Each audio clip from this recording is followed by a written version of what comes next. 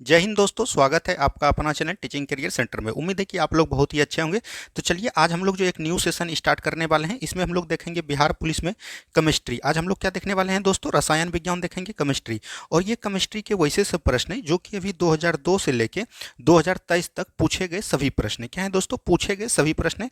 तो इस क्वेश्चन को एकदम बहुत ही हम लोग बारीकी से देखने वाले हैं। तो चलिए बिना देरी का हम लोग शुरुआत करते हैं आज के सेशन को। आज का पहला क्वेश्चन देखिए यहाँ पर क्या बोला गया। और दोस्तों हम बता देना चाहते हैं कि इसका आपको पीडीएफ जो है टेलीग्राम लिंक पर मिल जाएगा और जो है इसका आंसर भी वहीं पर आपको अवेलेबल हो जाएगा।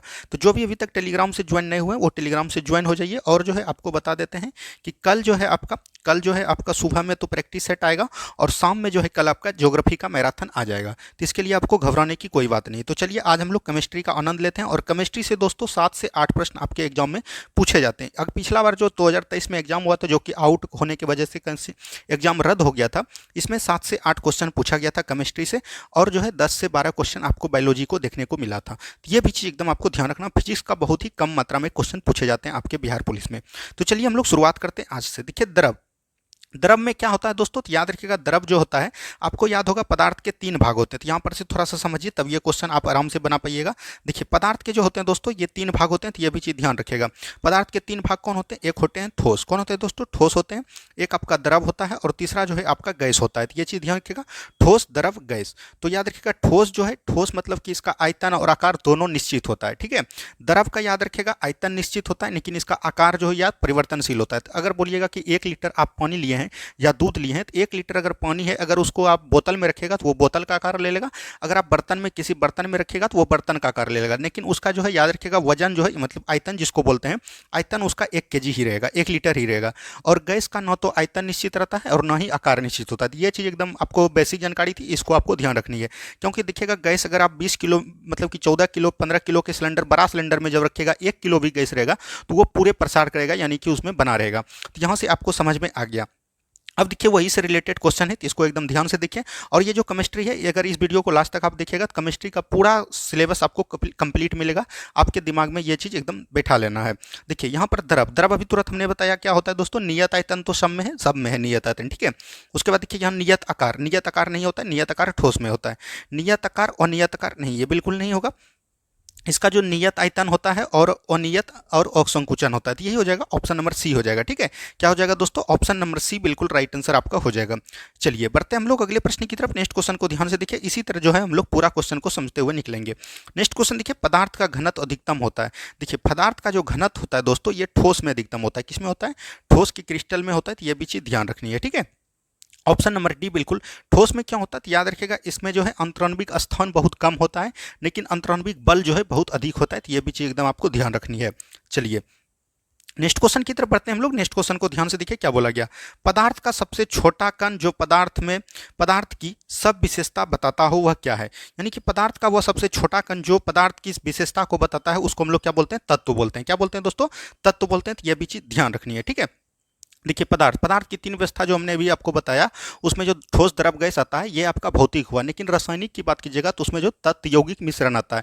तत्व किसको बोलते हैं दोस्तों, तो यहाँ पर से ये भी ध्यान लीजिए। तत्व जैसे आपका हो गया सोडियम, ये आपका कार्बन, ये सब जो है याद रखिएगा तत्व के श्रेणी में आते हैं। लेकिन यौगिक, यौगिक जिसका फार्मूला हो, जैसे H2O, ठीक है, N2O, ये सब जिसमें फार्मूला हो जाए आपका 2 मिलके, उसको हम लोग यौगिक बोलते हैं। मिश्रण किसको बोलते हैं, जैसे आपका पीतल हो गया, पीतल का मतलब बोल सकते हैं कि कॉपर प्लस जिंक मिलकर पीतल बनता है। तो ये आपका जिसके मिश्रण हो जाएगा, 2 पदार्थ मिलकर आपस में संयोग कर बने, उसको हम लोग क्या बोलते हैं, पीतल बनते हैं। तो यहाँ से ये सब चीज़ एकदम आपको ध्यान रहनी है। चलिए नेक्स्ट क्वेश्चन की तरफ बढ़िए। नेक्स्ट क्वेश्चन के ध्यान से देखिए क्या बोला गया। निम्नलिखित में से कौन सा रासायनिक परिवर्तन नहीं है। देखिए अब यहाँ पर से आपके एग्जाम में बार बार क्वेश्चन पूछा जाएगा और ये सब क्वेश्चन पूछा हुआ है। देखिए देख रहे हैं बिहार पुलिस फायरमैन कांस्टेबल, ये 2022 में अभी लेटेस्ट में पूछा गया क्वेश्चन है। तो यहाँ पर से रासायनिक परिवर्तन, भौतिक परिवर्तन को एकदम आपको ध्यान रखनी है। देखिए एक होता है दोस्तों रासायनिक परिवर्तन, क्या होता है दोस्तों, रासायनिक परिवर्तन होता है, एक आपको भौतिक परिवर्तन होता है। आज आप एकदम आराम से समझ लीजिएगा, एकदम ध्यान की बातों को सुनिएगा। देखिए रासायनिक परिवर्तन करने का मतलब वो हुआ कि अगर हम कोई भी चीज़ कर रहे हैं, मतलब मान के चलिए कोई भी आप रासायनिक की चीज़ कर रहे हैं, रासायनिक अभिक्रिया किसी में कर रहे हैं, वो पुनः आप उसको वापस नहीं ला सकते हैं। जैसे आप मान के चलिए कि दूध से आप दही बना लिए, एग्जाम्पल से समझिए, दूध से जब दही बना लीजिएगा दोस्तों, तो फिर दही को दूध वापस नहीं बना पाइएगा, तो इसी को बोलते हैं रासायनिक परिवर्तन। मतलब कि रासायनिक परिवर्तन में ये होता है कि रासायनिक परिवर्तन करने का मतलब है इसमें जो है नया पदार्थ की उत्पत्ति हो जाती है और फिर से हम पुराना पदार्थ को उत्पत्ति नहीं कर पाते हैं। और भौतिक परिवर्तन जस्ट इसका उल्टा होता है। मान के चलिए कि कोई भी चीज़ को आप गर्म किया, मान के चलिए पानी है, पानी को मतलब कि गलनांक करके इसको बर्फ बना दिए, ये बर्फ बना दिए, फिर जब बर्फ को पिघलाइएगा तो ये पानी बन जाएगा, यानी कि फिर से वही क्रिया दोबारा कर ले, तो ये आपका हो जाता है भौतिक परिवर्तन। अब देखिए सबसे ज़्यादा जो फंसाया जाएगा आपको एग्जाम में, तो याद रखिएगा रासायनिक परिवर्तन में जितना भी चीज़ दहन का कार्य करेगा, ये जल गया वो जल गया, अगर कोई भी चीज़ जल गया तो वो 100% आपका रासायनिक परिवर्तन होगा। तो ये चीज़ एकदम आपको ध्यान रखनी है। अब देखिए यहाँ से आपका बन जाएगा, देखिए निम्नलिखित में से कौन सा रासायनिक परिवर्तन नहीं है। देखिए प्रकाश संश्लेषण एक रासायनिक परिवर्तन है, बहुलीकरण दहन अभी तुरंत हमने बताया, उबलता हुआ पानी ये आपका जो है एक भौतिक परिवर्तन है, क्योंकि दोस्तों जब पानी को आप गर्म कीजिएगा और उसका वाष्प फिर से जब अति कीजिएगा तो वो आपका हो जाएगा। तो ये भी चीज़ ध्यान रखिएगा, ऑप्शन नंबर सी बिल्कुल राइट आंसर आपका हो जाएगा। चलिए नेक्स्ट क्वेश्चन की तरफ बढ़िए। नेक्स्ट क्वेश्चन को ध्यान से देखिए, रासायनिक परिवर्तन का उदाहरण है। अभी तुरंत बताइए रासायनिक परिवर्तन का कौन उदाहरण। देखिए दूध का खट्टा होना, ये जो है रासायनिक परिवर्तन का उदाहरण हो जाएगा। ऑप्शन नंबर सी बिल्कुल राइट आंसर आपका हो जाएगा। ये भी क्वेश्चन देखिए 2000 कांस्टेबल में भी पूछा है, 2022 में। चलिए नेक्स्ट क्वेश्चन की तरफ बढ़िए। नेक्स्ट क्वेश्चन देखिए क्या बोला गया, जंग का रासायनिक नाम क्या है, यानी कि जंग का जो है रासायनिक नाम क्या होता है। तो ये भी चीज़ ध्यान रखिएगा, जंग का रासायनिक नाम होता है दोस्तों FeSO2, और याद रखिएगा इसमें जो है जितना भी जल का अणु जुड़ा रहेगा उसी को बोलते हैं, ठीक है। तो यहाँ पर से हो जाएगा जंग, जंग लोहे में लगता है, तो ये भी चीज़ ध्यान रखनी है। लोहे में जो जंग लगता है दोस्तों वो किसके द्वारा, आयन और याद रखिएगा आर्द्रता और जो है ऑक्सीजन की नमी में इसका संयोग करके ये लोहे में जंग लगता है। और इसको किस विधि से हम लोग खत्म कर सकते हैं, तो याद रखिएगा गैल्वेनीकरण की विधि द्वारा। किसके द्वारा, गैल्वेनीकरण की विधि द्वारा याद रखिएगा इसको हम लोग खत्म कर सकते हैं। तो इसका होता है फेरिक ऑक्साइड, क्या होता है दोस्तों, जलायोजित फेरिक ऑक्साइड हो जाएगा। ऑप्शन नंबर सी इसका बहुत ही एकदम तगड़ा आंसर होगा, ठीक है। चलिए बढ़ रहे होंगे हम अगले प्रश्न की तरफ। नेक्स्ट क्वेश्चन को ध्यान से देखिए क्या बोला गया, निम्नलिखित में से कौन सा रासायनिक परिवर्तन का उदाहरण है। अभी तुरंत हमने आपको बताया, इससे बहुत सारा पूछा गया है, इसीलिए हमने सारा एग्जाम्पल को आपके बीच ला दिया है। निम्नलिखित में से कौन सा रासायनिक परिवर्तन का उदाहरण है। देखिए कागज का जलना रासायनिक परिवर्तन है, नर्म लोहे का चुंबकित होना ये भी है, जल का शक्कर में घुलना ये भी है, जल का बर्फ में घनाव बनाना, तो ये नहीं होगा। रासायनिक परिवर्तन का उदाहरण इसमें मात्र एक ही है, कागज का जलना। क्या है दोस्तों, ये आपका पूछा गया था कि कौन रासायनिक परिवर्तन है, तो यहाँ पर से सिर्फ कागज का जलना। देखिए नर्म लोहा को अगर चुम्बक बनाइएगा फिर से चुम्बक को हम लोग सब पिघलाएंगे तो वो नर्म लोहा बन जाएगा। जल में शक्कर अगर घुला होगा तो उसको फिर से हम लोग पानी अलग कर सकते हैं। बर्फ में पानी, ये तो अभी तुरंत बताया, यहाँ पर से हो जाएगा ऑप्शन नंबर ए, ठीक है। कोई भी जलना बोलेगा तो वो आपको हम बताएं कि वही चीज़ होता है। नेक्स्ट क्वेश्चन देखिए क्या बोला गया, कौन सी रासायनिक घटना है, मतलब वही रासायनिक अभिक्रिया है, परिवर्तन है, ये चीज़ बोल गया। जल से जमकर बर्फ बनना, ये तो भौतिक परिवर्तन हो गया। जल वाष्प का बनना, ये भी हो गया। दूध से दही बनना, यही हो जाएगा। ऑप्शन नंबर सी बिल्कुल राइट आंसर आपका हो जाएगा। चलिए नेक्स्ट क्वेश्चन की तरफ बढ़िए। नेक्स्ट क्वेश्चन को ध्यान से देखिए क्या बोला गया, निम्नलिखित में से कौन सा प्रक्रिया ठोस से को सीधे वाष्प में परिवर्तन करता है। देखिए ये क्वेश्चन जो है एग्जाम में कई बार पूछे जाते हैं, ठीक है। और ये क्वेश्चन देखिए दरोगा में भी पूछा है और बिहार पुलिस में तो भर भर के ये क्वेश्चन पूछा गया है। तो इस क्वेश्चन को बहुत ही अच्छे तरीके से हम समझाने का प्रयास कर रहे हैं, आप लोग आराम से समझ लीजिएगा, ठीक है। जैसे देखिए एक होता है दोस्तों ठोस, ठोस है पदार्थ की कितने अवस्था है, याद रखिएगा वैसे तो 5 अवस्था है, लेकिन अगर आप दृष्टि से देखिएगा तो 3 ही अवस्था होते हैं। ठोस, ठोस को याद रखिएगा जब गैस में जाइएगा दोस्तों, या गैस से अगर आपको ठोस में जाना है, इस दोनों विधि में याद रखना है ऊर्ध्वपातन का प्रयोग करते हैं। किसका दोस्तों, ऊर्ध्वपातन का प्रयोग करते हैं। और ये अभी जो एग्जाम हुआ था हाल में दरोगा में, उसमें भी ये क्वेश्चन पूछा गया, ठीक है। ठोस से आपको गैस में जाना होगा, गैस से ठोस में जाना होगा, तो उसमें ऊर्ध्वपातन की प्रक्रिया करेंगे। उसके बाद याद रखिएगा दूसरा आता है, अगर आपको ध्यान रखना है ठोस से आप द्रव में जाइएगा, क्या कीजिएगा दोस्तों, ठोस से अगर आपको द्रव जाना है तो ठोस से जब आप द्रव में जाइएगा तो आपको क्या होगा, गलाना होगा उसको। तो याद रखिएगा गलनांक विधि द्वारा, किसके द्वारा, गलनांक विधि द्वारा, ठीक है। और याद रखिएगा जब द्रव को आप ठोस में फिर वापस आइएगा, द्रव को ठोस में जब फिर वापस आइएगा तो इसको क्या होगा, जमाना होगा। यानी बोल सकते हैं कि हिमांक भी इसको बोलता है या जमाव भी बोलता है, जमाने के कारण। तो ये दोनों चीज़ एकदम आपको ध्यान रखनी है। तीसरा उसके बाद आता है द्रव, द्रव से अगर आप गैस में जाना होगा, द्रव से आपको गैस में जाना होगा तो याद रखिएगा इसको क्या करना पड़ेगा, द्रव को अगर आप गैस बनाना है तो इसको बोल्टिंग करना पड़ेगा, यानी कि क्वथनांक, इसको क्वथनांक बोलते हैं। तो ये भी चीज़ ध्यान रखिएगा, या बॉइलिंग भी इसको बोला जाता है, ठीक है, क्वथनांक। और याद रखिएगा जब गैस से द्रव में जाइएगा, ये वापस जब जाइएगा आप, तो इसको इसमें क्या करना पड़ेगा, तो ये भी चीज़ ध्यान रखनी है, इसमें आपको संघनन बिंदु करना पड़ेगा। क्या करना पड़ेगा दोस्तों, संघनन बिंदु द्वारा जाता है। तो ये भी चीज़ एकदम आपको ध्यान रखनी है। तो यहाँ से ये चारों फैक्ट को अगर आप नहीं जानते हैं तो कॉपी में लिख लीजिए, इसका स्क्रीनशॉट ले लीजिए, एग्जाम के टाइम में ये आपको बहुत ज़्यादा मदद करेगा, ठीक है। तो यहाँ पर से ले लिया होगा। चलिए हम लोग अब देखते हैं देखते हैं क्वेश्चन को क्या बोला था। देखिए इसी तरह से यहाँ क्वेश्चन बोला गया है, निम्नलिखित में से कौन सी प्रक्रिया ठोस को सीधे वाष्प में परिवर्तन करता है। तो ठोस को जो अगर सीधे वाष्प में परिवर्तन कौन करता है, तो ऊर्ध्वपातन करता है। ऑप्शन नंबर सी ए बिल्कुल राइट आंसर आपका हो जाएगा। ठीक है, चलिए नेक्स्ट क्वेश्चन की तरफ बढ़ते हैं हम लोग। नेक्स्ट क्वेश्चन को ध्यान से देखिए क्या बोला गया। नेक्स्ट क्वेश्चन है, मोमबत्ती का जलना निम्न में से किस परिवर्तन का उदाहरण है। तो मोमबत्ती का जलना निम्न में से किसका परिवर्तन का उदाहरण है। हमने बोला कोई भी चीज अगर जलेगा तो वो रासायनिक परिवर्तन होगा, केवल रासायनिक परिवर्तन होगा। ठीक है, तो ये चीज ध्यान रखेगा। ऑप्शन नंबर बी बिल्कुल राइट आंसर आपका हो जाएगा। चलिए नेक्स्ट क्वेश्चन की तरफ बढ़ते हैं हम लोग। नेक्स्ट क्वेश्चन को ध्यान से देखिए क्या बोला गया। निम्न में से कौन सा रासायनिक परिवर्तन का उदाहरण है। एक और एग्जांपल है और ये बिहार पुलिस 2020 में पूछा गया है। तभी तुरंत हमने बताया, देखिए बर्फ का पिघलना ये नहीं होगा, बर्फ का पिघलना ये भी नहीं होगा, जलना हमने अभी बताया। ज्यादातर जो आपके बिहार पुलिस एग्जाम में पूछे जाते हैं वो जलने से पूछे जाते हैं, तो आपको जलना हो जाएगा बिल्कुल राइट आंसर। ठीक है, नेक्स्ट क्वेश्चन की तरफ बढ़िए। नेक्स्ट क्वेश्चन को ध्यान से देखिए। देखिए यहाँ पर दोस्तों नेक्स्ट क्वेश्चन दिया गया है। इससे पहले हम आपको बताना चाहेंगे कि आपका जो है कल 8 बजे 8 PM रात में जो है आपको क्या आ जाएगा दोस्तों, ज्योग्राफी का फुल मैराथन आ जाएगा। और ज्योग्राफी का प्रश्न आपके एग्जाम में 12 से 15 क्वेश्चन पूछे गए थे, इसलिए ज्योग्राफी के मैराथन को एकदम पूरी अच्छी तरीके से आपको देख के जाना है। ठीक है, और सुबह में आप लोग बताइएगा क्या आपके लिए जो आपका भारतीय वन का छूटा हुआ पार्ट है उसको दे दें, या तो आपका प्रैक्टिस सेट हम लाएं, क्योंकि अभी लास्ट दौर में आपको प्रैक्टिस सेट मार के भी जाना चाहिए। जिसका भी एग्जाम है 28 तारीख तक, अभी जिसका भी एग्जाम है उसके लिए डायरेक्ट एकदम प्रैक्टिस सेट हम डेली अवेलेबल करवाएंगे, उसके लिए कोई दिक्कत नहीं है। और देख लेते हैं कि एग्जाम में कैसी प्रक्रिया है। अगर क्वेश्चन आप लोगों के द्वारा आ पाया, कोई भी क्वेश्चन अगर जो भी जानते होगा तो उसको आपको बताना है, और उससे अगर पता चलेगा तो सभी क्वेश्चन का हम लोग डिटेल सोल्यूशन भी आपको दे देंगे उसी दिन एग्जाम में। तो उससे आने वाला जिसका भी एग्जाम है, जिसका 7 तारीख को है तो उसको तो पता नहीं चल पाएगा, जिसको 11 तारीख का है उसको बहुत सारी चीज़ें पता चल जाएगा, और उसको अगर कुछ चेंज ही मिलेगा तो उसके अकॉर्डिंग हम आपके लिए वीडियो जरूर लाएंगे। तो चलिए आज जो है हम लोग ये देखते हैं केमिस्ट्री का, और कल सुबह जो बताइएगा, कल सुबह जो हम सोचते हैं कि भारतीय वन का जो भी पार्ट बचा हुआ है उसमें लगभग और बचा हुआ लगभग 300 क्वेश्चन बचा हुआ है दोस्तों। 300 क्वेश्चन को कवर कर देते हैं, उसके बाद आपका ज्योग्राफी का मैराथन हम कल शाम में ला देंगे। ठीक है, तो वहाँ से आपका टोटल चीज़ क्लियर हो जाएगा। अभी इकोनॉमिक्स आपका बचा हुआ है जो कि बहुत ही इंपॉर्टेंट है, इकोनॉमिक्स भी आपका परसों आ जाएगा, तो इसके लिए आपको घबराने की कोई बात नहीं है। ठीक है, तो चलिए हम लोग शुरुआत करते हैं आज के फिर से क्वेश्चन से। रासायनिक परिवर्तन के साथ होते हैं, तो रासायनिक परिवर्तन के साथ क्या होते हैं दोस्तों, नए प्रकार का पदार्थ का निर्माण, अभी तुरंत हमने बताया। निकाय की एंथैल्पी में परिवर्तन, बिल्कुल ठीक है। पदार्थ के रासायनिक गुणों में परिवर्तन, तो ये चीज़ ध्यान रखिएगा। एक जो आपका भौतिक परिवर्तन होता है, भौतिक परिवर्तन में भौतिक गुणों में परिवर्तन होता है, तो उपयुक्त सभी हो जाएगा। क्या हो जाएगा दोस्तों, ऑप्शन नंबर डी बिल्कुल राइट आंसर आपका हो जाएगा। और ये देखिए बिहार पुलिस कांस्टेबल 2020 में पूछा गया है, सभी क्वेश्चन को पूछा हुआ लिया है हमने। आपको थंबनेल आप तो पहले ही देख लिए होंगे कि हम कोई झूठ नहीं बोलते हैं। जितना दोस्तों आपका प्यार मिलता है उसके अनुरोध से हम लोग सभी क्वेश्चन को एकदम बहुत ही अच्छे तरीके से लाते हैं। ठीक है, नेक्स्ट क्वेश्चन देखिए। निम्नलिखित में से कौन सा रासायनिक अभिक्रिया नहीं है, यानी कि रासायनिक अभिक्रिया देखिए इसमें कौन नहीं है। तो लोहे में जंग लगना, पानी का भाप बदलना, दही से दूध, यही हो जाएगा।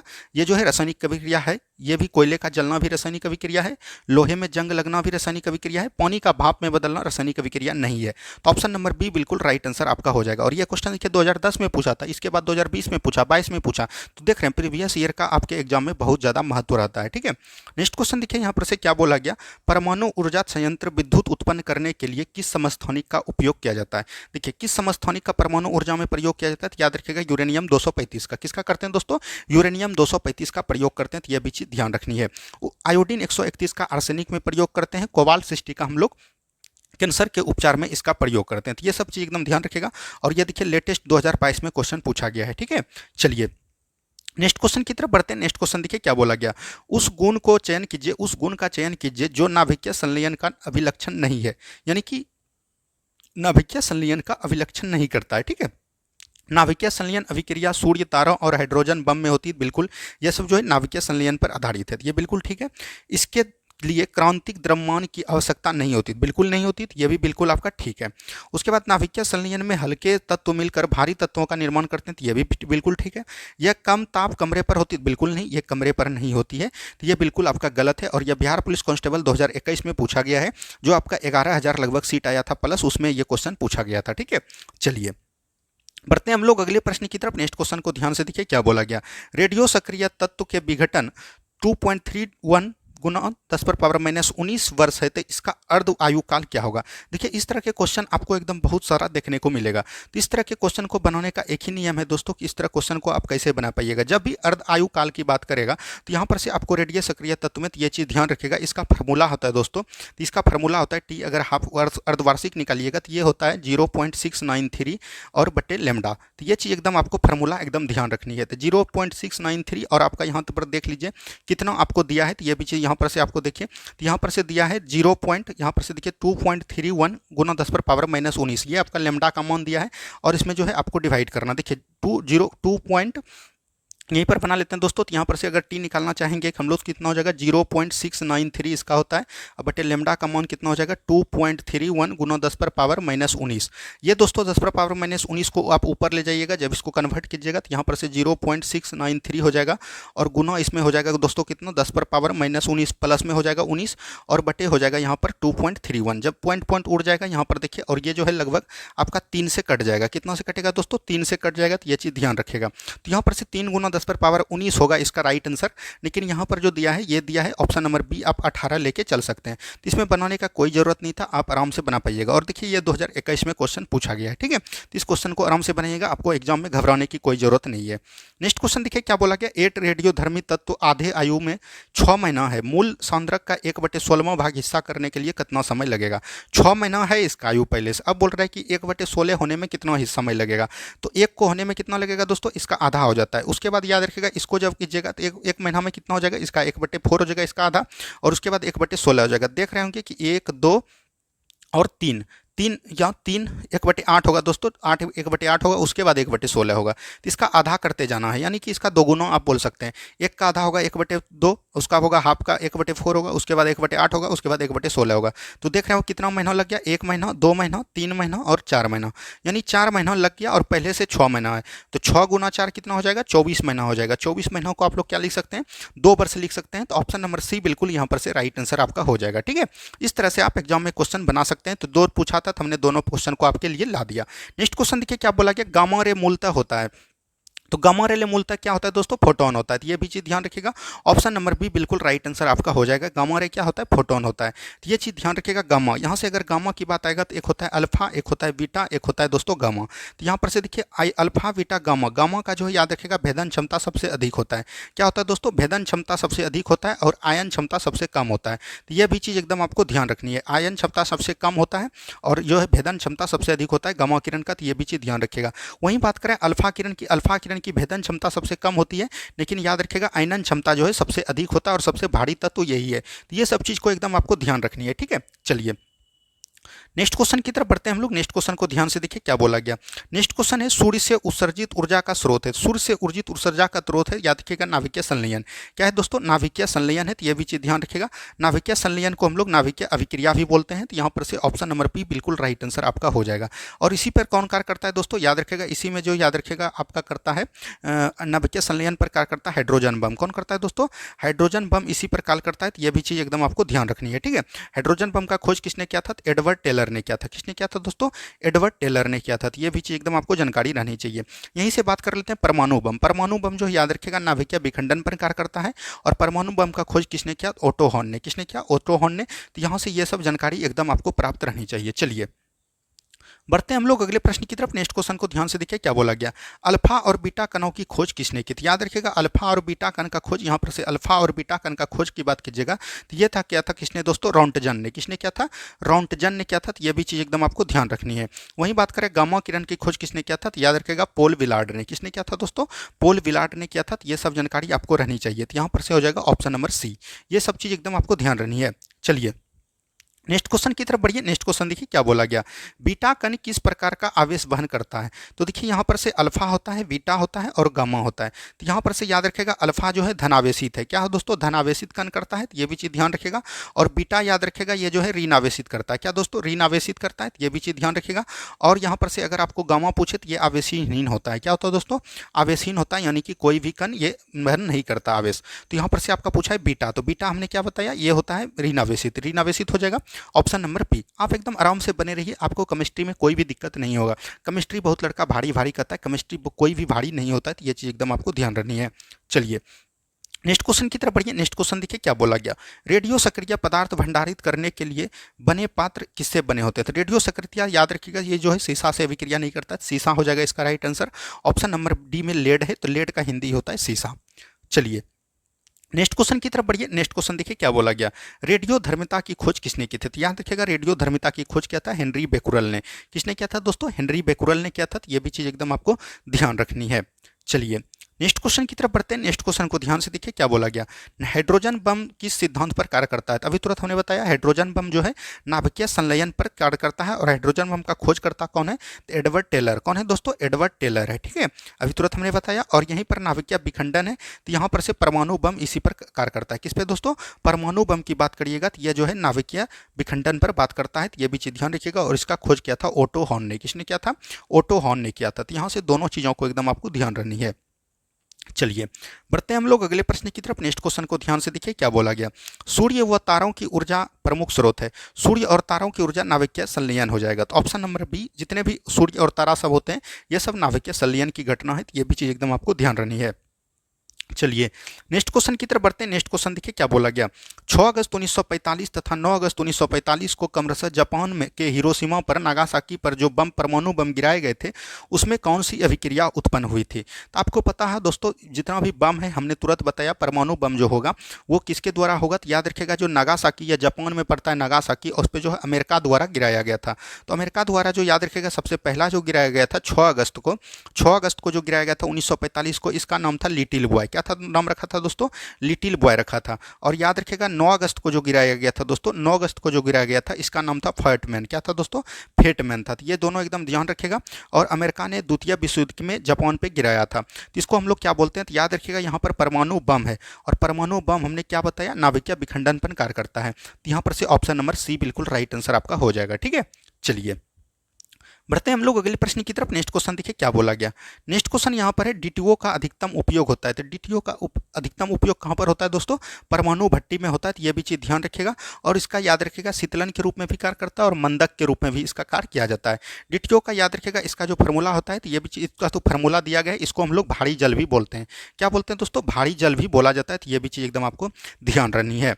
चलिए नेक्स्ट क्वेश्चन देखिए क्या बोला गया। नेक्स्ट क्वेश्चन यहाँ पर है रेडियो एक्टिव समस्थानिक जिनका न्यूट्रॉन प्रोटॉन अनुपात अधिकाधिक होता है समानता प्रदर्शित करते हैं। तो जिसका अधिक होगा दोस्तों न्यूट्रॉन और प्रोटॉन, वो जो क्या करेगा? तो याद रखिएगा इलेक्ट्रॉन का उत्सर्जन करेगा। ऑप्शन नंबर बी बिल्कुल राइट आंसर हो जाएगा। प्लस का नहीं करेगा। तो याद रखिएगा इलेक्ट्रॉन का सिर्फ उत्सर्जन करेगा। तो ऑप्शन नंबर बी बिल्कुल यहाँ पर से राइट आंसर आपका हो जाएगा। ठीक है, नेक्स्ट क्वेश्चन की तरफ बढ़ते हैं लोग। नेक्स्ट क्वेश्चन को ध्यान से देखिए क्या बोला गया। नाभिकीय रिएक्टर यह अवयव है तो अभिक्रिया को नियंत्रित करता है। नाभिकीय रिएक्टर कौन अवयव को अभिक्रिया को नियंत्रित करता है? याद रखिएगा नियंत्रक क्षर। नियंत्रक क्षर याद रखिएगा यह जो है अभिक्रिया को नियंत्रित करता है। मंदक और शीतलक के रूप में भी इसका कार्य किया जाता है, लेकिन ज़्यादातर जो है इसका कार्य नियंत्रक क्षर के रूप में किया जाता है। और इसमें याद रखिएगा बोरॉन का क्षर आता है। किसका आता है दोस्तों? बोरॉन का क्षर का प्रयोग किया जाता है। ठीक है, चलिए बढ़ते हैं हम लोग अगले प्रश्न की तरफ। नेक्स्ट क्वेश्चन को ध्यान से देखिए क्या बोला गया। निम्न में से कौन सी किरण धन आवेशित कणों से युक्त है? यानी कि धन आवेशित कण कौन है? तो ये चीज आपसे पूछा गया। तो हमने बोला आवेशित कणों से युक्त है, यानी कि कोई भी कण उसमें नहीं है। तो धन आवेशित कण हमने बताया किसमें होता है? अल्फा किरण में। तो यहाँ पर से अल्फा किरण हो जाएगा ऑप्शन नंबर सी। क्या हो जाएगा दोस्तों? अल्फा किरण हो जाएगा। ऑप्शन नंबर सी बिल्कुल राइट आंसर आपका हो जाएगा। ठीक है, चलिए नेक्स्ट क्वेश्चन की तरफ बढ़ते हैं हम लोग। नेक्स्ट क्वेश्चन को ध्यान से देखिए। निम्नलिखित में से किसे भारी जल कहा जाता है? अभी तुरंत हमने बताया भारी जल डीटीओ को कहा जाता है। डीटीओ हो जाएगा deuterium oxide. Option number B बिल्कुल राइट आंसर हो जाएगा। और यह 2017 में पूछा गया क्वेश्चन है। जितने भी क्वेश्चन आपको आज दिख रहे हैं वो टोटल कहीं ना कहीं बिहार पुलिस में कई बार पूछे गए क्वेश्चन है। तो ये भी चीज ध्यान रखिएगा। देखिए सर्वप्रथम किसने कृत्रिम रेडियो धर्मिता की खोज की? देखिए रेडियो धर्मिता की खोज किया था हेनरी बेकुरल ने। ठीक है, लेकिन याद रखिएगा जब कृत्रिम की बात आएगा तो इसी का याद रखिएगा बेटी था, उसका नाम था आयरीन क्यूरी। और उसके मतलब कि पति कौन थे? तो याद रखिएगा एफ जूलियट। या जूलियट होगा दोस्तों, जूलियो नहीं होगा, जूलियट होगा। तो इसी ने किया था। कई बुक में आंसर इसका गलत दिया, हेनरी बेकुरल ही देता है। लेकिन याद रखिएगा एनसीईआरटी जो प्रयोग करता है कृत्रिम रेडियोधर्मिता की खोज एफ जूलियट तथा आयरन क्यूरी ने दिया था। तो ये भी चीज ध्यान रखिएगा। ऑप्शन नंबर डी बिल्कुल राइट आंसर आपका हो जाएगा। और ये क्वेश्चन देखिए दो बार पूछा गया था। जो बिहार पुलिस 2012 में पूछा था वही दरोगा में 2020 में पूछ दिया गया है। ठीक है, चलिए नेक्स्ट क्वेश्चन की तरफ बढ़ते हैं हम लोग। नेक्स्ट क्वेश्चन को ध्यान से देखिए क्या बोला गया। निम्नलिखित में से कौन विखंडन योग प्राकृतिक तत्व है? मतलब कि विखंडन योग प्राकृतिक तत्व यूरेनियम 235 हो जाएगा। ऑप्शन नंबर बी बिल्कुल राइट आंसर आपका हो जाएगा। ठीक है, चलिए नेक्स्ट क्वेश्चन की तरफ बढ़ते हैं। नेक्स्ट क्वेश्चन देखिए क्या बोला गया, नाभिकीय ऊर्जा क्रियाओं में कौन सा ईंधन इस्तेमाल होता है। तभी तुरंत हमने बताया यूरेनियम 235 होता है सर्वाधिक। ऑप्शन नंबर डी बिल्कुल राइट आंसर आपका हो जाएगा। क्या होगा दोस्तों, ऑप्शन नंबर डी बिल्कुल राइट आंसर आपका हो जाएगा। देख रहे हैं कितना बार ये क्वेश्चन पूछा गया है बिहार पुलिस में। नेक्स्ट क्वेश्चन देखिए क्या बोला गया, सूर्य में उपस्थित नाभिकीय ईंधन है। तो सूर्य में उपस्थित नाभिकीय ईंधन कौन हो जाएगा दोस्तों, तो ये हो जाएगा आपका हाइड्रोजन। कौन है दोस्तों, हाइड्रोजन है। तो हीलियम नहीं मारना, हाइड्रोजन आपको मारना है।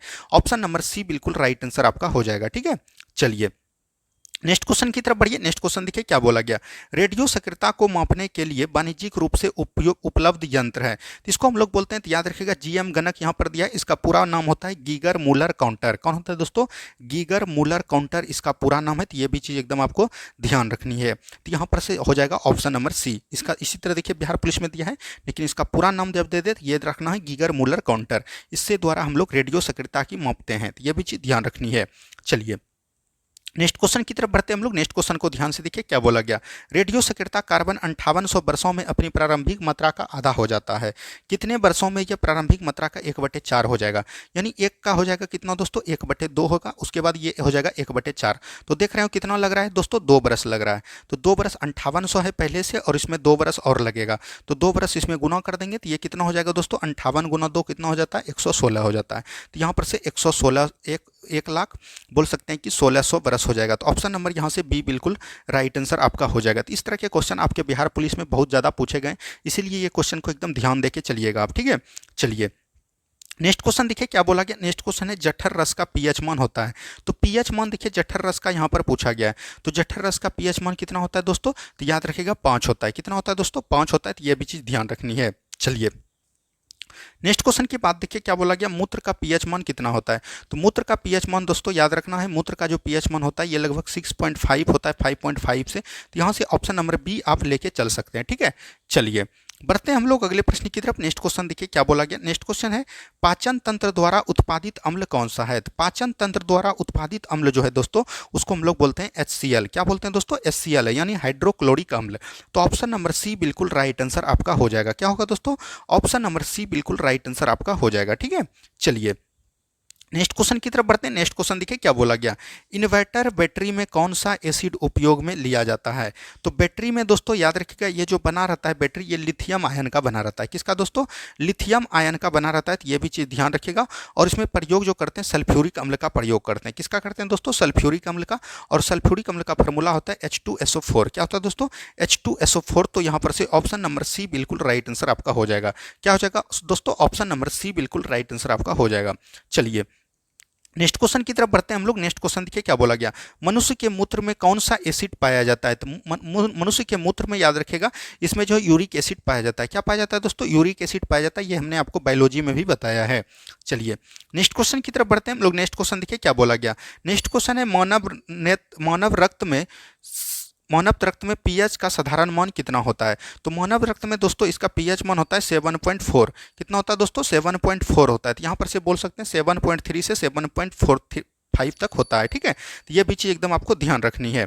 उसके बाद यहाँ पर से देखिए इसमें बहुत सारे तथ्य आपको बता होगा। देखिए यहाँ पर से अगर रक्त पूछेगा तो रक्त दोस्तों याद रखिएगा हल्का तरलिया भाग होते हैं। क्या होते हैं दोस्तों, हल्का मतलब कि बोल सकते हैं कि हल्का छाड़िया होता है। क्या होता है दोस्तों, हल्का छाड़िया होता है। तो ये भी चीज़ ध्यान रखिएगा। और रक्त जो है आपका ये तरल संयोजी उत्तक है। क्या है दोस्तों, तरल संयोजी उत्तक है। तो ये भी चीज़ एकदम आपको ध्यान रखनी है। चलिए बढ़ते हैं हम लोग अगले प्रश्न की तरफ। नेक्स्ट क्वेश्चन को ध्यान से देखिए यहाँ पर से क्या बोला गया। यहाँ पर जो क्वेश्चन दिया गया है दोस्तों ये दिया गया है शहद का मक्खी का विष कैसा होता है। तो शहद के मक्खी का विष दोस्तों याद रखिएगा इसमें जो पाया जाता है फॉरिक अम्ल पाया जाता है। क्या पाया जाता है दोस्तों, तो याद रखिएगा फॉरिक अम्ल पाया जाता है। फेरिक अम्ल बोलते हैं इसको। तो ये भी चीज़ ध्यान रखिएगा, फेरिक अम्ल। और ये एक प्रकार का अम्ल है तो अम्लीय ही होगा। ऑप्शन नंबर ए बिल्कुल राइट आंसर आपका हो जाएगा। क्या होगा दोस्तों, ऑप्शन नंबर ए बिल्कुल राइट आंसर आपका हो जाएगा। ठीक है, चलिए नेक्स्ट क्वेश्चन की तरफ बढ़ते हैं हम लोग। नेक्स्ट क्वेश्चन देखिए क्या बोला गया। देखिए हम जब बताते थे क्वेश्चन तो बोलते थे कि ये क्वेश्चन काफ़ी बार पूछा गया, तो आप लोग बिलीव नहीं करते थे, लेकिन ये क्वेश्चन जो है 2-3 बार आपको बिहार पुलिस में देखने को मिल जाएगा। तो पीएच एक संक्षिप्त नाम है किसके लिए, तो हमने बताया था इसका फुल फॉर्म होता है पावर ऑफ हाइड्रोजन। क्या होता है दोस्तों, पावर ऑफ हाइड्रोजन होता है। तो यह भी चीज़ एकदम आपको ध्यान रखनी है। ठीक है, तो पावर ऑफ हाइड्रोजन को बोल सकते हैं कि हाइड्रोजन की पावर। ऑप्शन नंबर ए बिल्कुल राइट आंसर है। और कहने की बात यह है कि ये दरोगा में भी पूछा गया है। पीएच का खोज किसने किया था दोस्तों, ये भी पूछ सकता है आपके एग्जाम में। तो याद रखिएगा सोरेनसन ने किया था। किसने किया था, सोरेनसन ने किया था। और कब किया था दोस्तों, तो 1909 ईस्वी में किया था। कब किया था दोस्तों, 1909 ईस्वी में किया था। चलिए बढ़ते हैं हम लोग अगले प्रश्न की तरफ। नेक्स्ट क्वेश्चन यहाँ पर से कुछ पीएच मान हमने लिए हैं, तो ये पीएच मान को एकदम ध्यान रखनी है, एग्जाम में आपका पूछ सकता है। समुद्री जल का पीएच मान 7.5 से 8.5 के बीच होता है। लार का पीएच मान 7.5 से 7.5 होता है, 6.5 से 7.5। जब हमने आपको सुबह वाला क्लास में बताया था कि लार का पीएच मान 7.3 होता है यानी क्षारीय होता है, तो कई लड़के बोले थे कि अम्लीय होता है। तो आपको ध्यान रखना है, भोजन जब आप लार जब भोजन नहीं किए तब उसका मान अम्लीय में आता है, लेकिन जब आप भोजन कर लीजिएगा तो लार का मान पीएच मान जो है क्षारीय हो जाता है। तो ये भी चीज़ एकदम आपको ध्यान रखनी है, इसीलिए पूरे बातों को पहले गहराई से सुनिए, जानिए, तब आपको कमेंट करनी है, ठीक है। तो ये सब चीज़ एकदम आपको ध्यान रखनी चाहिए। मानव मूत्र का पीएच मान कितना होता है? 5.5 से 6.5 होता है, तो इसके बीच में कोई भी देगा तो वो आपका मान राइट होगा। मूत्र का मान ये भी हो गया, ये भी चीज़ ध्यान रखिएगा।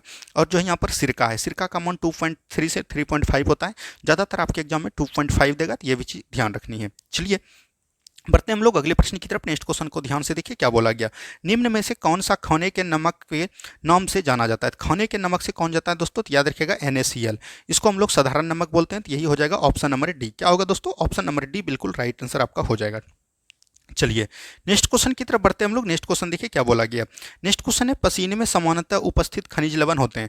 देखिए पसीने में जो बहुत तरह के पाए जाते हैं, लेकिन याद रखिएगा उसमें जो सबसे इसमें सभी को मिलाकर खनिज लवण को हम इसको बोलते हैं सोडियम क्लोराइड। क्या बोलते हैं दोस्तों? Sodium chloride. इसका फार्मूला होता है NaCl। तो ये भी चीज़ एकदम आपको ध्यान रखिएगा। और ये एक प्रकार का क्षारीय होता है। क्या होता है दोस्तों? क्षारीय होता है, तो ये भी चीज़ ध्यान रखनी है। चलिए नेक्स्ट क्वेश्चन की पढ़िए हम लोग। नेक्स्ट क्वेश्चन को ध्यान से देखिए क्या बोला गया। नेक्स्ट क्वेश्चन यहाँ पर दिया गया, एक अम्ल घोल का पीएच मान कितना होता है? तो अम्ल का पीएच मान कितना होता है दोस्तों? तो यहाँ पर याद रखिएगा जब सोरेनसन ने पीएच मान का स्केल दिया तो ये याद रखिएगा 0 से लेकर 14 तक दिया। कहाँ तक दिया दोस्तों? 0 से लेकर 14 तक। तो यहाँ बीच में जिसका मान 7 रहेगा, 7 तक पीएच मान रहेगा, वो उदासीन होगा। 7 से अगर प्लस अधिक जाएगा तो वो आपका क्षारीय होगा, 7 से कम आपको आएगा तो वो आपका अम्लीय होगा। तो यहाँ पर अम्लीय बोल रहा है, तो ये 7 से कम होगा, तो यहाँ 7 से कम हो जाएगा। ऑप्शन नंबर ए बिल्कुल राइट आंसर आपका हो जाएगा। क्या होगा दोस्तों? ऑप्शन नंबर ए बिल्कुल राइट आंसर आपका हो जाएगा, ठीक है। चलिए नेक्स्ट क्वेश्चन की तरफ बढ़ते हैं हम लोग। नेक्स्ट क्वेश्चन देखिए क्या बोला गया। 1 बिलियन जिसका pH 3 है तो उसका बिलियन में OH की सांद्रता क्या होगा? तो देखिए pH और प्लस POH होता है, यानी कि याद सकते हैं कि ये आपका हाइड्रोजन हो गया, ये आपका जो है याद रखिएगा अम्ल हो गया, ये आपका जो है क्षार हो गया। इसके दोनों का मान होता है 14, ये आपका होता है फार्मूला। अब इसमें आपको कई सारा क्वेश्चन दिया जाएगा, ये 2013 में पूछा गया, हो सकता है कि इस बार पूछ दे। तो याद रखिएगा pH आपका है 3, तो 3 है और यहाँ POH निकालना है तो बराबर यहाँ पर है 14। तो आप बोल सकते हैं कि 14 में ये 3 घट जाएगा तो POH बराबर कितना आ जाएगा दोस्तों? तो याद रखिएगा ये आएगा 11। तो यहाँ पर से 10 पर पावर 11 मार सकते हैं। ऑप्शन नंबर ए 11 भी रहता है, तो आपको 10 पर पावर 11 यहाँ दिया है, तो ये आपका राइट आंसर आपका हो जाएगा। इसमें POH मान का भी दे देगा, तो ये भी चीज़ ध्यान रखिएगा, दोनों आपका निकल सकता है इस फार्मूला से, ठीक है। तो इस फार्मूला को बहुत ही अच्छे तरीके से आपको ध्यान रखनी है। चलिए नेक्स्ट क्वेश्चन देखिए क्या बोला गया। नेक्स्ट क्वेश्चन यहाँ पर है कैल्शियम की परमाणु संख्या कितनी है? तो ये देखिए पीरियोडिक टेबल का सवाल है और ये काफ़ी इंपॉर्टेंट हो जाता है आपके एग्जाम से। तो कैल्शियम का जो परमाणु संख्या है तो ये याद रखिएगा 20 होता है। और इसका परमाणु भार की बात करें, परमाणु भार अगर बात कीजिएगा तो ये आपका हो जाता है 40। कितना होता है दोस्तों? 40 होता है। तो ये भी चीज़ एकदम आपको ध्यान रखनी चाहिए। देखिए 1 से लेकर कम से कम 20 तक आपको परमाणु संख्या याद रहनी चाहिए, ये आपको एकदम याद कर लेनी है, ये आपको रेलवे में भी बहुत ज़्यादा काम देगा। नेक्स्ट क्वेश्चन देखिए क्या बोला गया। नेक्स्ट क्वेश्चन है DI, मतलब कि बोल सकते हैं कि इसका पूरा नाम है देमेत्री। देमेत्री बोल सकते हैं, देमेत्री मेंडलीफ ने श्रेय दिया था। तो देमेत्री मेंडलीफ ने याद रखिएगा जो है आवर्त सारणी का खोज किया था। किसका क्या था दोस्तों? आवर्त सारणी का खोज किया था। तो ये भी चीज़ ध्यान रखिएगा। और आवर्त सारणी का खोज इसने परमाणु भार पर किया था। किस पे किया था? परमाणु भार के आधारित पर किया था। तो ये भी चीज़ ध्यान रखिएगा। तो रेडियोधर्मी श्रेणी ने तत्वों के आवर्त सारणी के लिए। तो ऑप्शन नंबर सी बिल्कुल राइट आंसर आपका हो जाएगा, ठीक है। चलिए ये देखिए 2022 में ये क्वेश्चन आपका पूछा गया, लेटेस्ट क्वेश्चन। नेक्स्ट क्वेश्चन देखिए निम्न में से कौन सी धातु जन्म से वजन से सबसे हल्की होती है? तो धातु की बात करेगा तो सबसे हल्का कौन हो जाएगा दोस्तों? लिथियम हो जाएगा। और सबसे अगर भारी की बात करेगा तो यहीं पर से हो जाएगा ओस्मियम। क्या हो जाएगा दोस्तों? ओस्मियम सबसे भारी है। तो यह भी चीज़ ध्यान रखनी है। अगर ओस्मियम का आप 1 चम्मच भी भार उठाते हैं तो वो जो है याद रखिएगा 10 हाथी के बराबर होगा, ठीक है। चलिए नेक्स्ट क्वेश्चन की तरफ बढ़िए। नेक्स्ट क्वेश्चन को ध्यान से देखिए। निम्नलिखित में से कौन सा धातु क्षारीय है? यानी कि धातु कौन क्षार है, तो ये भी चीज़ ध्यान रखिएगा। देखिए वर्ग 1 के जितने भी तत्व होगा यानी धातु होगा वो सभी याद रखिएगा क्षारीय होगा। तो यहाँ पर से बोल सकते हैं कि लिथियम हो गया। एक वर्ग में 1 में कौन कौन आता है? तो याद रखिएगा हीलियम तो नहीं आता, लेकिन याद रखिएगा लिथियम हो गया, ठीक है। सोडियम आ गया, तब बोल सकते हैं कि हेलिना करे यानी क्रिप्टन हो गया। रव से फरियाद यानी रोवेडियम आ गया, ठीक है, रोवेडियम आ गया। और याद रखिएगा ये फ्रेंसियम आ गया और जो है याद रखिएगा सीजियम आ गया। तो ये चीज़ एकदम आपको ध्यान रखनी है, ठीक है। तो यहाँ से ये सभी जो है आपका क्षारीय होता है, तो यहाँ पर से लिथियम हो जाएगा। ऑप्शन नंबर बी बिल्कुल राइट आंसर आपका हो जाएगा। ठीक है, चलिए बढ़ते हैं हम लोग अगले प्रश्न की तरफ। नेक्स्ट क्वेश्चन को ध्यान से देखिए क्या बोला गया। आवर्त सारणी किसने तैयार की थी? आवर्त सारणी अभी तुरंत हमने बताया ये मेंडलीफ ने तैयार किया था, ऑप्शन नंबर डी। लेकिन आपको अगर पूछेगा आधुनिक आवर्त सारणी किसने तैयार किया था, अगर आधुनिक आवर्त सारणी अगर आपको बोल दिया तो यहाँ पर से आपको ध्यान रखना है ये 1913 में किसने किया था, तो याद रखना है ये मेंडलीफ ने किया था। सॉरी, किसने किया था? मोसले ने किया था। किसने किया था दोस्तों? मोसले ने किया था। लेकिन वही आवर्त सारणी की बात करेगा तो वो आपका हो जाएगा मेंडलीफ, क्योंकि आवर्त सारणी जो मेंडलीफ ने तैयार किया था ये परमाणु भार पर किया था। किस पे किया था दोस्तों? परमाणु भार पर, जो कि सभी तत्वों को सजाना इंपॉर्टेंट नहीं था, मतलब कि मुश्किल था। ठीक है, तो वहां पर से जब आधुनिक आवर्त सारणी मोसले ने दिया तो इसने परमाणु संख्या पर दिया। किस पे दिया दोस्तों? परमाणु संख्या पर दिया। और अभी वर्तमान में जो आप आवर्त सारणी देख रहे हैं वो मोसले पर ही आधारित है। चलिए नेक्स्ट क्वेश्चन की तरफ बढ़ते हैं हम लोग। नेक्स्ट क्वेश्चन को ध्यान से देखिए क्या बोला गया। नेक्स्ट क्वेश्चन है मेंडलीफ की आवर्त सारणी में ऊर्ध्वाधर कॉलम को क्या कहता था? देखिए ऊर्ध्वाधर कॉलम इसको बोलते हैं हम लोग, ऊपर ये सीधा जो होता है वर्ग जो है इसको हम लोग बोलते हैं ऊर्ध्वाधर कॉलम, और ये जो है आपका इसको बोलते हैं हम लोग क्षैतिज। तो ऊर्ध्वाधर को क्या बोलते थे दोस्तों? वर्ग बोलते थे। तो वर्ग को हम लोग समूह भी बोल सकते हैं। तो ऑप्शन नंबर ए यहाँ पर पहला राइट आंसर आपका हो जाएगा। ठीक है, चलिए नेक्स्ट क्वेश्चन की तरफ बढ़िए। नेक्स्ट क्वेश्चन को ध्यान से देखिए क्या बोला गया। नेक्स्ट क्वेश्चन है निम्नलिखित में से सबसे भारी धातु कौन सा है? तो सबसे भारी धातु अभी तुरंत हमने बताया कौन हो जाएगा दोस्तों? ऑस्मियम हो जाएगा। ऑप्शन नंबर ए बिल्कुल राइट आंसर आपका हो जाएगा। ठीक है, चलिए नेक्स्ट क्वेश्चन की तरफ बढ़िए। नेक्स्ट क्वेश्चन देखिए क्या बोला गया। सर्वाधिक विद्युत धनात्मक तत्व इनमें से कौन है? तो सर्वाधिक विद्युत धनात्मक तत्व कौन हो जाएगा? देखिए वर्ग एक में जितने भी तत्व हैं वो सभी सबसे नीचे वाला जो भाग होगा वो जो है इसका याद रखिएगा ऋणात्मकता, इधर धनात्मकता बढ़ती जाती है। तो सबसे धनात्मक सबसे कम किस में होगा? सीजियम सबसे लास्ट में होता है। तो ऑप्शन नंबर ए बिल्कुल राइट आंसर आपका हो जाएगा। ठीक है, अगर यहाँ पर फ्लोरीन रहता तो सबसे अधिक उसी में है। ऋणात्मकता सबसे अगर पूछेगा तो ये आपका फ्लोरीन हो जाएगा। चलिए बढ़ते हैं हम लोग अगले प्रश्न की तरफ। नेक्स्ट क्वेश्चन को ध्यान से देखिए। सोडियम कार्बोनेट का व्यापारिक नाम क्या है? सोडियम कार्बोनेट का फॉर्मूला होता है सी ए याद रखिएगा, सॉरी याद रखिएगा इसका जो फॉर्मूला होता है दोस्तों CaCO3। तो याद रखिएगा ये तो होता है मतलब कि कैल्शियम कार्बोनेट का, लेकिन याद रखिएगा CaSO4 होता है। CaSO4 तो ये चीज़ ध्यान रखिएगा, इसको बोलते हैं सॉरी सोडियम कार्बोनेट का फॉर्मूला आता है Na2CO3। क्या होता है दोस्तों? Na2CO3 होता है। इसको हम लोग बोलते हैं धोने का सोडा। क्या बोलते हैं दोस्तों? धोने का सोडा बोलते हैं। तो यहाँ से ऑप्शन नंबर ए बिल्कुल राइट आंसर आपका हो जाएगा। एक आता है दोस्तों बेकिंग सोडा। क्या आता है दोस्तों? बेकिंग सोडा, तो उसका होता है NaHCO3। तो ये भी चीज़ ध्यान रखिएगा, इसको हम लोग बोलते हैं बेकिंग सोडा। तो ये भी चीज़ ध्यान रखिएगा, इसका पूरा नाम है सोडियम बाइकार्बोनेट। ठीक है, तो ऑप्शन नंबर ए बिल्कुल राइट आंसर आपका हो जाएगा। चलिए नेक्स्ट क्वेश्चन की तरफ बढ़ते हैं हम लोग। नेक्स्ट क्वेश्चन देखिए क्या बोला गया। CaSO4 इंटू 2H2O का रासायनिक नाम क्या है? तो CaSO4 इंटू 2H2O का रासायनिक नाम दोस्तों हम लोग बोलते हैं इसको जिप्सम। क्या बोलते हैं दोस्तों? जिप्सम। और इससे याद रखिएगा CaSO4 से अगर 1.5 अणु निकाल लेते हैं तो यहाँ बचेगा कितना? हाफ। तो इसको हाफ को क्या बोलते हैं? तो याद रखिएगा POP यानी प्लास्टर ऑफ पेरिस का फॉर्मूला कौन हो जाएगा? CaSO4 इंटू याद रखिएगा हाफ H2O। तो ये भी चीज़ एकदम आपको ध्यान रखनी है। ठीक है, चलिए नेक्स्ट क्वेश्चन की तरफ बढ़ते हैं हम लोग। नेक्स्ट क्वेश्चन देखिए क्या बोला गया। नेक्स्ट क्वेश्चन है दांत के निर्माण में निम्न में से किस तत्व का सर्वाधिक भूमिका है? तो दांत के निर्माण में याद रखिएगा इसमें जो कैल्शियम फॉस्फेट का प्रयोग किया जाता है। तो यहाँ पर से कैल्शियम हो जाएगा। ऑप्शन नंबर बी बिल्कुल राइट आंसर आपका हो जाएगा। दांत का सबसे ऊपरी भाग जो बना होता है वो इनामेल का भरा होता है और यही सबसे मजबूत अंग है। तो ये भी चीज़ ध्यान रखनी है। चलिए नेक्स्ट क्वेश्चन को तरफ बढ़ते हैं हम लोग। नेक्स्ट क्वेश्चन को ध्यान से देखिए क्या बोला गया। ओजोन का एक अणु कितने ऑक्सीजन परमाणु से बना होता है? तो ओजोन का फार्मूला क्या होता है दोस्तों? O3 होता है। तो O3 का यहाँ पर से 3 फार्मूला हो जाएगा इसका परमाणु। तो ये भी चीज़ ध्यान रखनी है। ओजोन याद रखेगा इसके द्वारा जो है याद रखेगा 16 सितंबर 1987 को मॉन्ट्रियल प्रोटोकॉल हुआ था। तो ये भी चीज़ ध्यान रखेगा मॉन्ट्रियल प्रोटोकॉल। मॉन्ट्रियल प्रोटोकॉल कई बार एग्जाम में आपको पूछ देता है मॉन्ट्रियल प्रोटोकॉल। और याद रखेगा 16 सितंबर को हम लोग क्या मनाते हैं? ओजोन दिवस भी इसी दिन मनाते हैं। तो ये भी चीज़ एकदम आपको ध्यान रखनी है।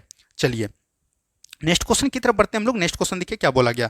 भारी जल का अनुभार, यहाँ पर अनुभार पूछा है। तो ये भी चीज़ ध्यान रखिएगा भारी जल का फॉर्मूला होता है D2O। तो याद रख सकते हैं यहाँ पर ऑक्सीजन का कितना हो जाएगा दोस्तों? 16 हो जाएगा। और एक ऑक्सीजन है तो एक ही होगा, यानी D2O 2 होता है इसका। तो याद रखिएगा 2 दूना कितना हो जाएगा? 2 गुना 2 हो जाएगा 4। तो यहाँ पर से 16 और 4 कितना हो जाएगा? 20 हो जाएगा। तो ऑप्शन नंबर यहाँ पर से 20 आप बिल्कुल ए नंबर राइट आंसर आपको ध्यान रखनी है। ठीक है, चलिए नेक्स्ट क्वेश्चन की तरफ बढ़िए। नेक्स्ट क्वेश्चन देखिए क्या बोला गया। पानी का अनुभार कितना है? पानी का क्या होता है फॉर्मूला दोस्तों? H2O होता है। तो ऑक्सीजन हो जाएगा 16 प्लस हाइड्रोजन का होता है 1 और 2 हाइड्रोजन है तो 2 गुना 1 हो जाएगा, यानी 16 2 18 हो जाएगा। और याद रखिएगा भार जब पूछेगा तो MU आपको देना है। तो 18 MU हो जाएगा। ऑप्शन नंबर बी बिल्कुल राइट आंसर आपका हो जाएगा। ठीक है, चलिए नेक्स्ट क्वेश्चन की तरफ बढ़ते हैं हम लोग। नेक्स्ट क्वेश्चन देखिए क्या बोला गया।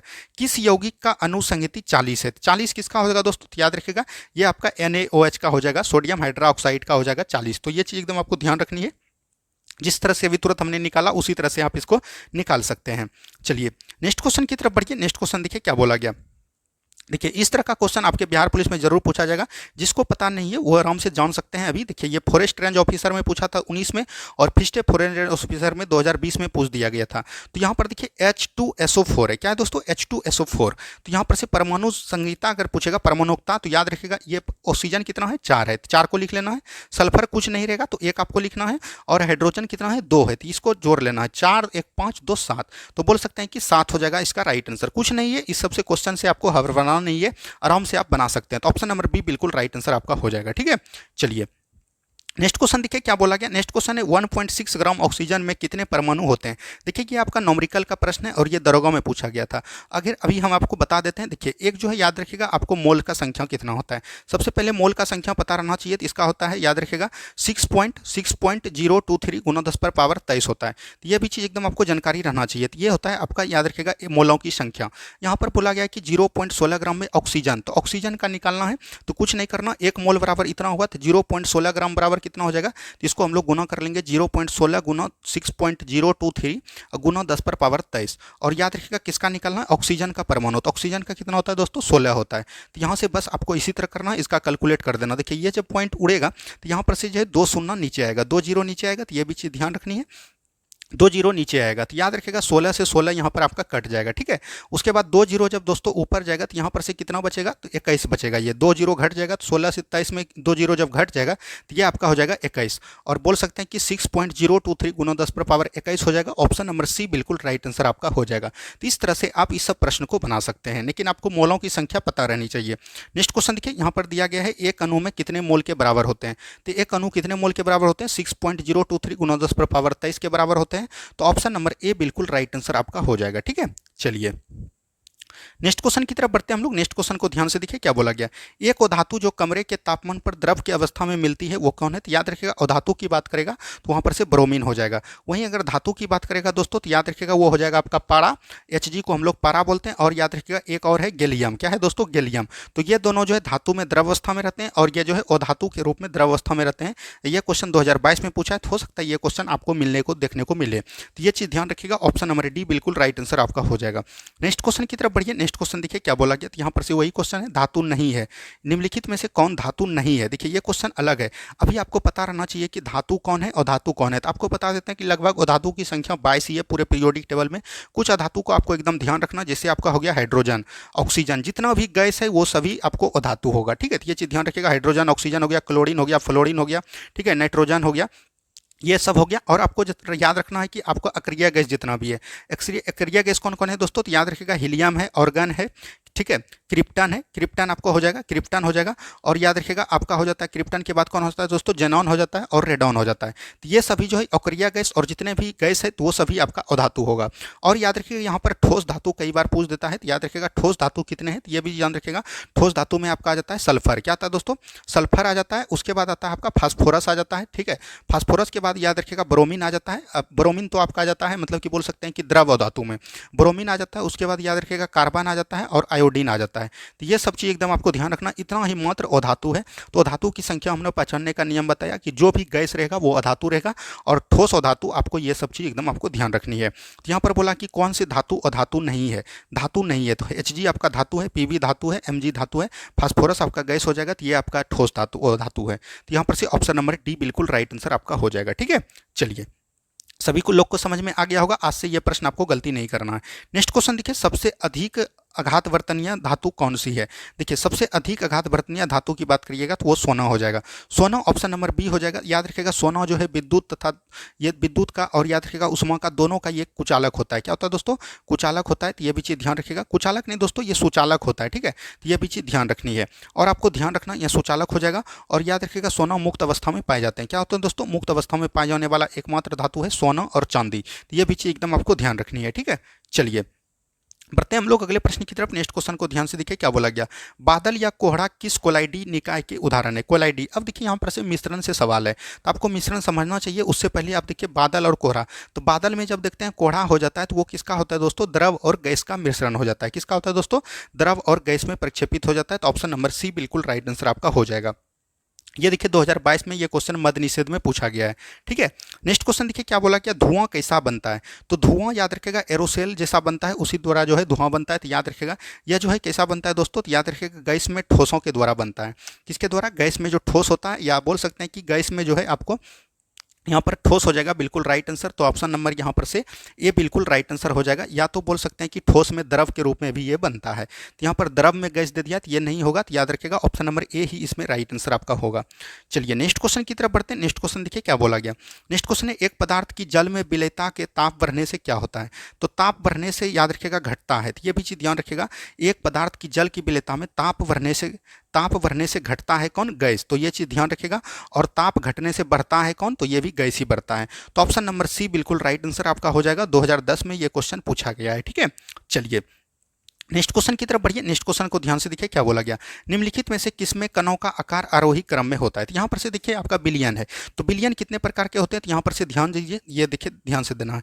एक होता है दोस्तों याद रखिएगा समांग मिश्रण। क्या होता है दोस्तों, समांग मिश्रण होता है। ठीक है, और एक होता है विषमांग मिश्रण। ये भी चीज़ ध्यान रखिएगा, विषमांग मिश्रण। ठीक है, समांग मिश्रण में सिर्फ आता है बिलियन। क्या आता है दोस्तों, बिलियन, या तो इसको वास्तविक बिलियन भी कहीं कहीं बोला जाता है। ठीक है, लेकिन याद रखिएगा विषमांग मिश्रण में कौन कौन आता है, जैसे आपका हो गया कोयलाइडी। क्या आता है दोस्तों, कोयलाइडी आता है। और आपको ध्यान रखना इसमें जो आता है निलंबन आता है। तो ये भी चीज़ ध्यान रखिएगा। और कोयलाइडी बिलियन जो याद रखिएगा ये टिंडल प्रभाव पर कार्य करता है। तो यहाँ से बिलियन से आपको इतना ही पता रहना चाहिए। ठीक है, तो यहाँ पर से देखिए ये बोला गया है कि कौन कौन है। तो यहाँ पर से आपको पता होना चाहिए कि कौन कौन होगा। जैसे आपका वास्तविक बिलियन हो जाएगा, कोयलाइडी हो जाएगा और निलंबन हो जाएगा। तो यही हो जाएगा ऑप्शन नंबर ए बिल्कुल राइट आंसर आपका हो जाएगा। ठीक है, और ये देखिए 2012 में पूछा गया क्वेश्चन है। चलिए बढ़ते हैं हम लोग अगले प्रश्न की तरफ। नेक्स्ट क्वेश्चन को ध्यान से देखिए, बिलियन की संदर्भ व्यक्त करने के लिए कौन सी इकाई ताप के प्रभाव को प्रभावित नहीं करते हैं। तो बिलियन की संदर्भता को कौन सा प्रभाव, मतलब स्वतंत्र अवस्था में रहता है। क्वेश्चन बोला है कि प्रभावित नहीं करता है, यानी स्वतंत्र अवस्था में। तो यह मोललता हो जाएगा। क्या होगा दोस्तों, मोललता। मोललता याद रखिएगा, जैसे 1 kg बिलियन करेगा, केजी का जब मान आ जाएगा तो वहाँ पर मोललता आपको लगाना है। लेकिन मोलरता जब आएगा तो याद रखिएगा 1 लीटर बिलियन में निकालने के लिए बोलेगा, लीटर जहाँ प्रयोग करेगा तो वो आपका हो जाएगा मोलरता। तो इस तरह से आप पहचान सकते हैं। देखिए बहुत सारे टीचर के पास आप लोग पढ़े होंगे, लेकिन इस तरह से जिस तरह के हम स्टूडेंट लाइफ में जिस तरह से हम याद किए हैं, उसी लाइफ से आपको बता रहे हैं कि लीटर जब रहेगा तो वहाँ पर मोलरता लगाना है, और केजी में जब रहेगा तो वहाँ पर मोललता होगा। मोललता स्वतंत्र अवस्था में रहता है, तो ये इसीलिए जो है ये ताप के प्रभाव में प्रभावित नहीं होती है। ठीक है, चलिए बढ़ते हैं हम लोग अगले प्रश्न की तरफ। नेक्स्ट क्वेश्चन देखिए क्या बोला गया, कौन सा इमल्सन का उदाहरण है। इमल्सन मतलब होता है प्रयास। प्रयास याद रखिएगा दूध का उदाहरण है। किसका है दोस्तों, दूध का उदाहरण है। ऑप्शन नंबर सी बिल्कुल राइट आंसर आपका हो जाएगा। और ये देखिए बिहार पुलिस मद्य निषेध में 2022 में पूछा गया है। ठीक है, चलिए नेक्स्ट क्वेश्चन की तरफ बढ़ते हैं हम लोग। नेक्स्ट क्वेश्चन देखिए क्या बोला गया, निम्नलिखित में से कौन सा कण परमाणु में नहीं होता है। यानी कि कौन सा कण परमाणु में नहीं होता है, तो ये चीज़ बोला गया। तो परमाणु में कौन कौन होता है दोस्तों, इलेक्ट्रॉन होते हैं, प्रोटॉन होते हैं और न्यूट्रॉन होते हैं। तो यहाँ पर से बोल सकते हैं कि इलेक्ट्रॉन, प्रोटॉन और न्यूट्रॉन। न्यूट्रॉनो नहीं होता है। न्यूट्रॉनो का खोज किसने किया था, तो ये भी चीज़ ध्यान रखिएगा। इसका खोज किया था पॉली ने। किसने किया था दोस्तों, पॉली ने किया था। तो ये भी चीज़ एकदम आपको ध्यान रखनी है। चलिए बढ़ते हैं हम लोग अगले प्रश्न की तरफ। नेक्स्ट क्वेश्चन देखिए क्या बोला गया, तत्व इलेमेंट में सबसे छोटे भाग को क्या कहते हैं। सबसे छोटे भाग को क्या बोलते हैं दोस्तों, तो याद रखिएगा इसको बोलते हैं परमाणु। क्या बोलते हैं दोस्तों, परमाणु बोलते हैं। तो इसको इंग्लिश में हम लोग एटॉम भी बोलते हैं। तो यहाँ पर देखिए छेड़खानी क्या है, हिंदी में दे दिया है एटॉम। तो ऑप्शन नंबर ए बिल्कुल राइट ये हो जाएगा। ये सबसे छोटे भाग को, परमाणु सिद्धांत का खोज किसने किया था, तो याद रखिएगा जॉन डाल्टन ने किया था। किसने किया था दोस्तों, जॉन डाल्टन ने किया था। तो ये भी चीज़ एकदम आपको ध्यान रखनी है। चलिए नेक्स्ट क्वेश्चन की तरफ बढ़िए। नेक्स्ट क्वेश्चन देखिए क्या बोला गया, यही क्वेश्चन है, एटम हो जाएगा इसका राइट आंसर। ये क्वेश्चन हो गया है। तो बढ़ते हैं हम लोग आगे प्रश्न की तरफ। नेक्स्ट क्वेश्चन देखिए यहाँ पर से क्या बोला गया, एल्युमिनियम यहाँ 27 होगा दोस्तों का इलेक्ट्रॉनिक संरचना क्या है। तो इलेक्ट्रॉनिक संरचना निकलते हैं किसका, परमाणु संख्या का। परमाणु संख्या किसको बोलते हैं, नीचे वाला को। इसी को हम लोग बोलते हैं इलेक्ट्रॉन की संख्या और प्रोटॉन की संख्या। तो ये भी चीज़ ध्यान रखिएगा। तो 13 का जब निकालिएगा तो ये कितना हो जाएगा दोस्तों, 2 8 और याद रखिएगा 2 8 10 3 13 हो जाएगा। तो यहाँ पर से ये ऑप्शन नंबर बी बिल्कुल राइट आंसर हो जाएगा। इसको बोलते हैं इलेक्ट्रॉनिक विन्यास, और इस दोनों को बोलते हैं याद रखिएगा कोर इलेक्ट्रॉन। क्या बोलते हैं, जब आपको कोर इलेक्ट्रॉन निकालने के लिए बोले तो आपको ये दोनों को लेना है, इलेक्ट्रॉनिक विन्यास को छोड़ देना है। ठीक है, चलिए नेक्स्ट क्वेश्चन देखिए क्या बोला गया, निम्नलिखित में से सोडियम आयन की इलेक्ट्रॉनिक संरचना कौन होगा। सोडियम आयन यहाँ पर बोल दिया। सोडियम आयन का संरचना याद रखिएगा Na+ का पूछ रहा है। ठीक है, तो सोडियम आयन का कितना होता है, 2 8 1 होता है। तो ये भी ध्यान रखिएगा सोडियम का होता है। लेकिन आयन प्लस हो गया तो एक जो ये उत्सर्जित कर देगा, यानी 10 होगा। इसका 11 के बदले 10 होगा, तो 10 कितना हो जाएगा, 2 और 8 हो जाएगा। तो यहाँ पर से ऑप्शन नंबर बी। यहाँ से इस सब प्रश्न को एकदम ध्यान देनी है आपको। ठीक है, चलिए नेक्स्ट क्वेश्चन की तरफ बढ़िए। नेक्स्ट क्वेश्चन देखिए क्या बोला गया। इलेक्ट्रॉन का द्रव्यमान कितना होता है। इलेक्ट्रॉन का द्रव्यमान होता है 9.1 गुना 10 पर पावर माइनस 31 ये ग्राम होता है, किलोग्राम। ठीक है, तो ये चीज़ ध्यान रखिएगा। यहाँ पर एक भी ऑप्शन नहीं है, तो यहाँ पर दोस्तों 28 ग्राम कर दिया है। तो इसको जब 3 घटाइएगा, केजी में जब 1000 से भाग दीजिएगा तो ये ग्राम आ जाएगा।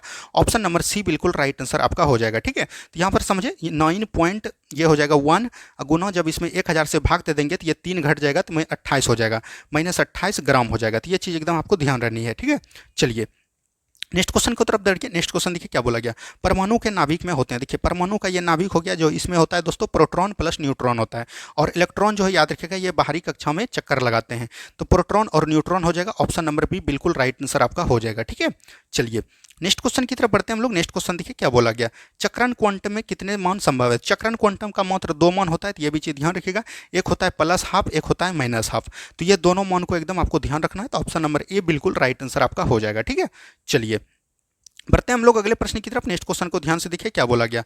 बोर के सिद्धांत के अनुसार परमाणु त्रिज्या r और मुख्य क्वांटम संख्या n संबंध दिया जाता है। तो बोर के सिद्धांत याद रखेगा, मैक्स प्लैंक का जो नंबर आया उसमें जो याद रखेगा आर समानुपाती किसका किया दोस्तों, आर समानुपाती अल्फा इंटू एन स्क्वायर का किया। तो यहाँ पर से बोल सकते हैं कि एन स्क्वायर का समानुपाती होता है या अनुक्रमानुपाती, दोनों एक ही चीज़ है, एक दोनों का पर्यायवाची। यहाँ पर से आर समानुपाती एन स्क्वायर हो जाएगा। ऑप्शन नंबर सी बिल्कुल राइट आंसर आपका हो जाएगा। ठीक है, चलिए बढ़ते हैं हम लोग अगले प्रश्न की तरफ। नेक्स्ट क्वेश्चन देखिए क्या बोला गया। न्यूट्रॉन की खोज किसने की थी। न्यूट्रॉन का खोज किया किसने दोस्तों, याद रखिएगा चेडविक ने।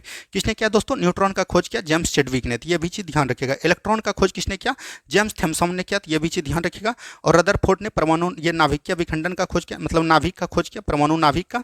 और नील्स बोर के द्वारा ये भी इसने जो है सिद्धांत दिया था, तो ये भी चीज़ ध्यान रखिएगा।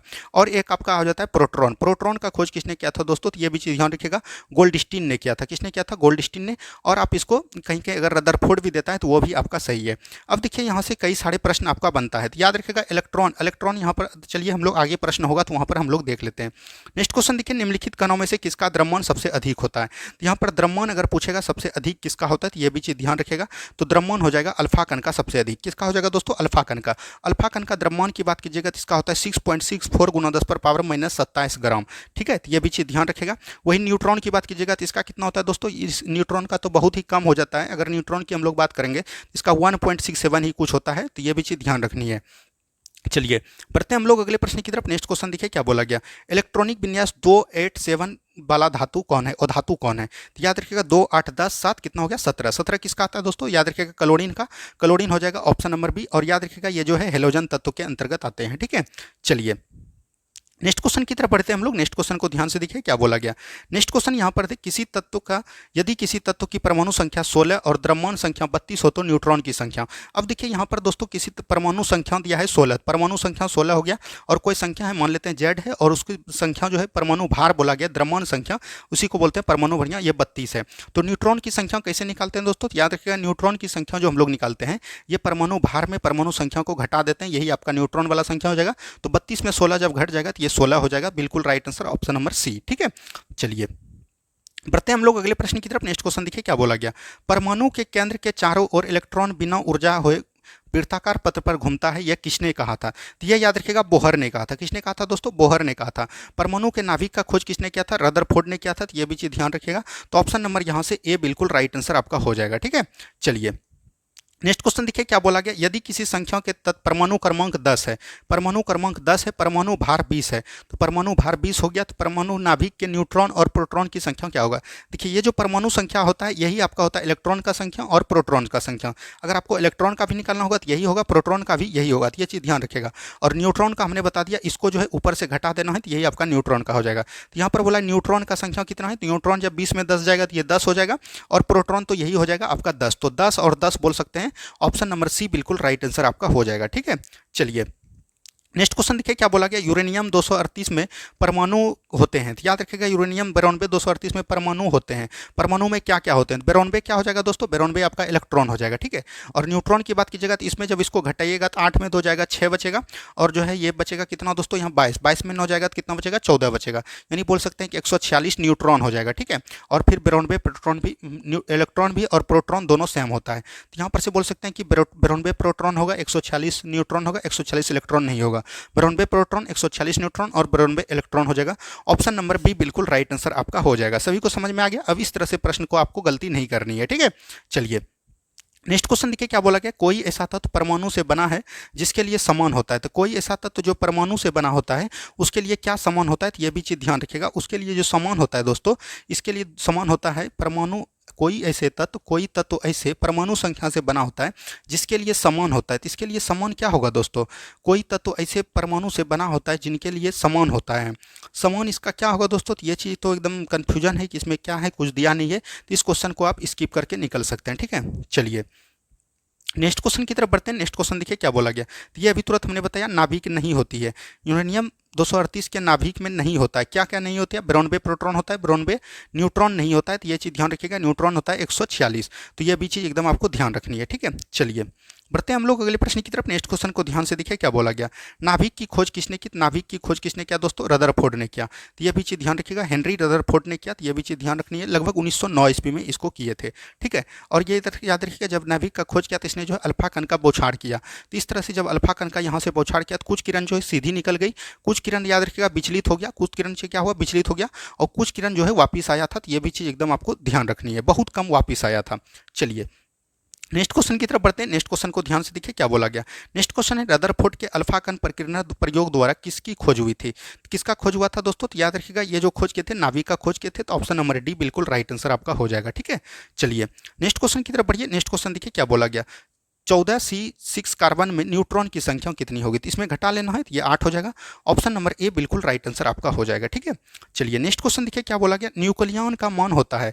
तो न्यूक्लियॉन का मान किसके द्वारा होता है, याद रखिएगा न्यूट्रॉन एवं प्रोटॉन संख्या द्वारा होता है।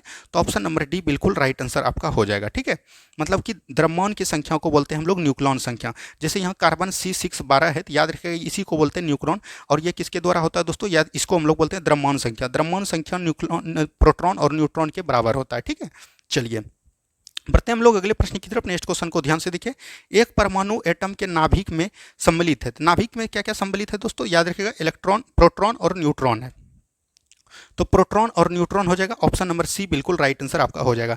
इलेक्ट्रॉन नहीं होगा क्योंकि इलेक्ट्रॉन बाहरी चक्कर लगाता है। चलिए बढ़ते हैं हम लोग अगले प्रश्न की तरफ। नेक्स्ट क्वेश्चन को ध्यान से देखिए क्या बोला गया। समस्थानिकों के रासायनिक गुण समान होते हैं क्योंकि उनके, याद रखिएगा समस्थानिक इसको हम लोग बोलते हैं आइसोटॉप्स इंग्लिश में। कहीं कहीं आपको हिंदी नहीं देगा, आइसोटॉप इंग्लिश में ही दे देगा।